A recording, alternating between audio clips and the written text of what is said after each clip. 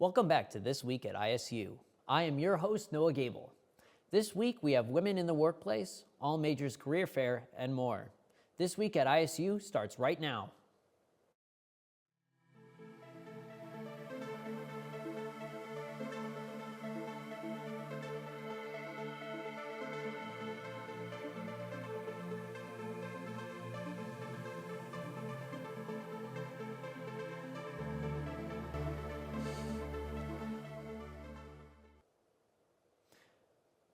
The Scott College of Business held a Women in the Workplace event. An employee from Women in STEM spoke out about her experience and gave tips about going into the workplace. There were also refreshments available for attendees to enjoy. Student Media's very own radio station, WZIS, received several awards that last weekend. The awards were through the Collegiate Broadcasting System, which is a conference that serves colleges around the globe. Awards won were Best Specialty Music Show, Best Press Release, and Best Sports Play-by-Play. Students had the chance to meet with several different potential employers at the major career fair. It was a great opportunity for students to learn about internships or jobs after college while building connections. Let's hear more about this event. Yeah, we're really excited. This is one of our big events of the spring, of course. It's our All Majors Career Fair, and it features 130 different employers from all around the state and beyond, and obviously a great opportunity for our students to not only obtain internship opportunities, but of course those who are graduating full-time opportunities as well. You know, this is a great opportunity for students, again, not only those looking for internships and jobs, but just a great opportunity for our students to connect with our employer partners. We've got some of the best employer partners anywhere, and we really, we value the importance of experiential learning. And so this is a great chance for our students to just build their network. The importance of building your network, making those connections, and just deepening the relationships that we have with our employer partners, because again, our employer partners are very supportive of ISU and ISU students, and so when we talk about that, again, the value of Indiana State and what our students are able to provide isn't lost on the people who are here today. Students could come to Normal Hall on Wednesday to attend the Project Success Scholarship Workshop. The event helped students learn about scholarships as well as guide them through the process of signing up for them. There was also help from advisors as well as information about upcoming events. On Wednesday, Spectrum held their annual Vogue Ball. Students could attend either to enjoy the festivities or to compete.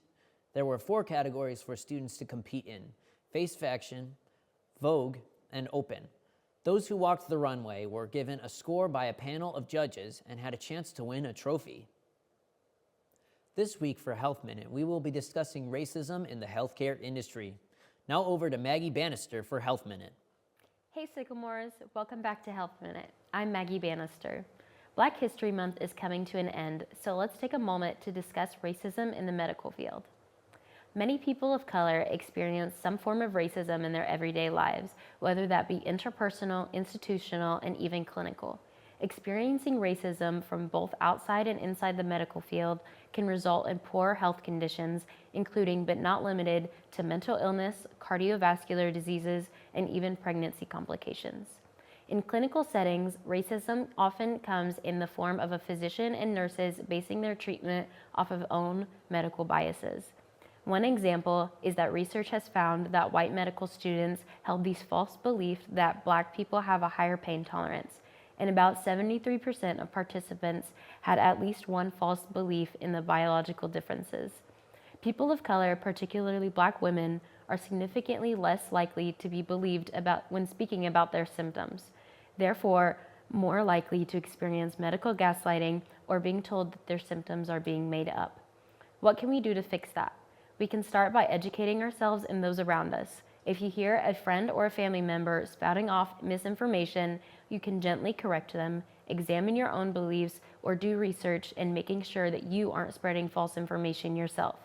And lastly, don't be afraid to stand up for yourself or those around you if you notice something.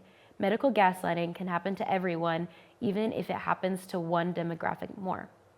Thanks for joining us, and check back next week for more healthy tips and tricks. Back to the studio. Thanks, Maggie. The weather has been pretty mixed the last few weeks. Let's over to Amelia Eiley to see what next week's forecast is. Thanks, Noah.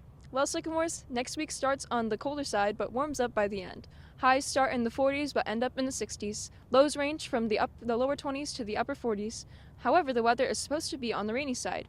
You can expect it to be cloudy on Sunday and Wednesday with rain every other day. So be sure to make sure you have your umbrellas next week. Well, that's all I have this week. Back to you in the studio. Thanks, Amelia. Thanks for joining us this week. If you would like to get involved with Sycamore Video, or if you have any events that you would like us to cover, send us an email at isu-sycamorevideo@indstate.edu.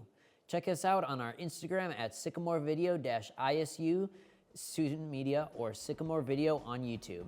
See you next week, Sycamores.